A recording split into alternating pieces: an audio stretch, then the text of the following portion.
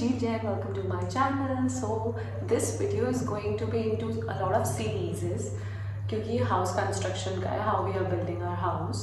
So selection of the land was the first thing that we had to do. It took a lot of time, more than a year in deciding. So I'll tell you the deciding factor that I kept for me as a priority because जो चीज़ें हमें सब चाहिए होती है सब नहीं मिलती हैं, तो हम प्रायोरिटाइज कैसे कर सकते हैं, मैंने कैसे किया था, how I convinced my family for those things because मैं और मेरे पापा सेम पेज पे नहीं थे about those priorities in order to select a land कि कहाँ पे होना चाहिए. So for me the priorities वो कि जहाँ पे भी घर बनाने की ज़मीन आपको चाहिए लेनी है वहाँ पे सारी एमिनिटीज़ होनी चाहिए, basic amenities that we need. आसपास ग्रोसरी की शॉप्स होनी चाहिए, वॉकिंग डिस्टेंस पे सब्जियां मिलनी चाहिए, वॉकिंग डिस्टेंस पे मार्केट होना चाहिए अच्छा खासा जहाँ पे आपको मिठाई भुजिया जो बेसिक चीज़ें हमें चाहिए होती है, दूध दही जो सब कुछ वो सब मिलता हो.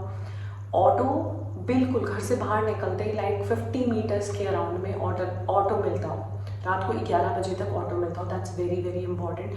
क्यों? क्योंकि अगर आपको कहीं पे भी जाना है, मतलब ड्राइवर और स्कूटी सब जगह होते हैं, मतलब वो तो आपके पास होंगे, लेकिन अगर आपको ऑटो चाहिए तो क्या मिल रहा है, वहाँ से रेलवे स्टेशन बस स्टैंड पास होना चाहिए और हॉस्पिटल के लिए डायरेक्ट मतलब रास्ता होना चाहिए. It's should not be very far from hospital और मेडिकल फैसिलिटीज़.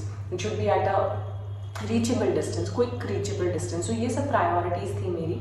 बट मेरे डैड की प्रायोरिटी ये थी कि जहाँ पे भी हम ज़मीन देखें उसके आगे बहुत बड़ी सड़क होनी चाहिए. लाइक अगर ये प्लॉट है तो इसके आगे 40 फीट की सड़क होनी चाहिए ताकि खुला रहे, मतलब गाड़ी आराम से पार्क हो सके और मतलब there should be a lot of space which I agree. But ये सारी चीज़ें एंड गिवन जो मेरे पैरामीटर्स थे उस पर मीट नहीं कर रही थी. और मैं अपने पैरामीटर्स तक कैसे पहुँची I will also tell you कि मेरे को क्यों लगा कि ये चीज़ें इंपॉर्टेंट है. क्योंकि जब मैंने बहुत सारे लैंड्स देखे, प्लॉट्स देखे, I understood there were a lot of places जहाँ आसपास कुछ नहीं था, लिटरली कुछ नहीं था. एंड आई केप्ट थिंकिंग कि यार मतलब यार घर बना लो लेकिन तुम बाहर जाओगे सब्जी लेने का, तुम 3 किलोमीटर दूर जाओगे स्कूटी लेके गाड़ी लेके, और तुम्हें अगर नींबू मिर्च चाहिए तो तुम क्विकली नहीं जा करके ला सकते, तुम्हें जाना ही पड़ेगा एक स्पेसिफिक जगह पे, वहीं से मिलेगा.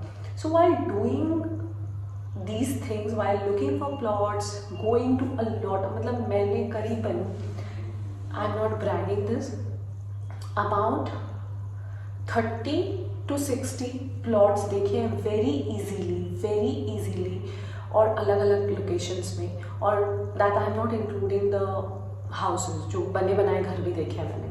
तो हमने क्यों इस डिसीजन पे, मैं इस पे बाद में आऊँगी कि हमने क्यों डिसाइड किया कि हम बनवाते हैं घर और बना बनाया नहीं खरीदते. दैट आई कम ऑन मतलब दैट आई विल, क्या बोलना चाह रही हूँ मैं, ये बड़ा है उस पर मैं बाद में बात करूँगी. तो जब मैंने इतने सारे लैंड्स देखे तो मेरे को समझ में आया कि यार ये फैसिलिटीज़ बहुत इंपॉर्टेंट है. यहाँ से तो रेलवे स्टेशन इतना दूर है और ऑटो ही नहीं मिलेगा. ऑटो रेलवे स्टेशन से यहाँ तक लाएगा, लेकिन अगर यहाँ से किसी को रेलवे स्टेशन जाना है उस जगह से तो है ही नहीं ऑटो. तो अगर किसी की सुबह 4 बजे की ट्रेन है या 6 बजे की ट्रेन है तो उसको तो ऑटो मिलेगा ही नहीं, तो वो तो ड्राइवर गाड़ी पे डिपेंडेंट है.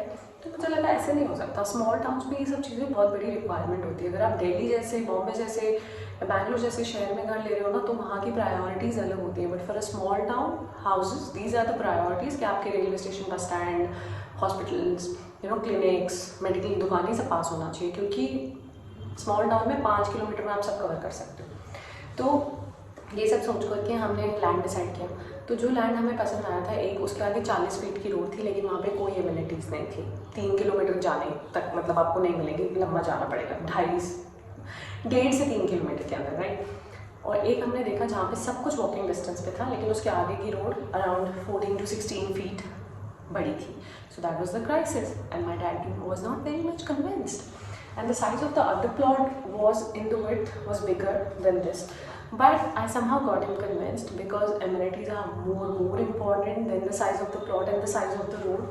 हमें पार्किंग चाहिए थी, हमें चाहिए था गाड़ी अंदर आ जाए तो वो इस पे हो सकता था. So we settled down with this plot. Now it took about a year to figure out the plot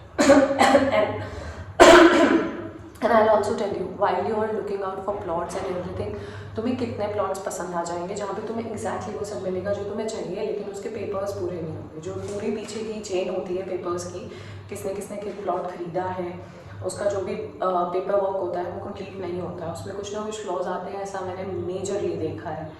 तो अगर आपको प्रॉपर पेपर वर्क के साथ प्लॉट खरीदना है तो you might not find both the things happening together कि जो प्लॉट पसंद है उसका पेपर सही हो। सो अगर ये दोनों चीज़ें सही हो रही है जो हमारे केस में हुई at some point of time, so that work out very well. So now moving on to बना बनाया घर क्यों नहीं लिया, क्योंकि वो अपने पसंद से नहीं बना होता, लोगों ने बहुत ही अलग अलग क्वालिटी से चीज़ें बना रखी होती हैं।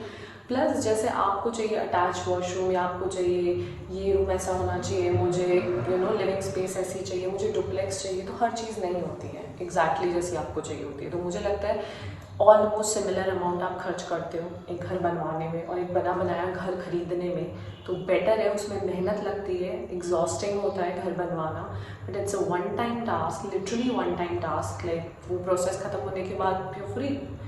सो या initially for a long time we were thinking बना बनाया घर लेना चाहिए, बट देन वी सेटल कि नहीं बनवाना चाहिए, because I saw lot of houses like about like 40 to 50 houses and I did not like any of them. So I thought it's just not a good idea just to settle, matlab spending lakhs and then settling for something that you don't even like does not really make sense.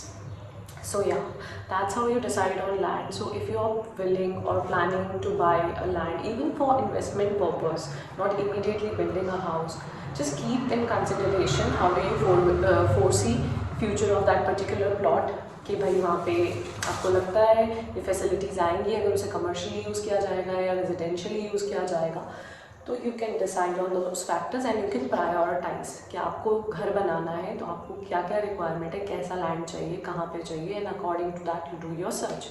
So that will be it for this video. How do you make selection for a plot for building a house?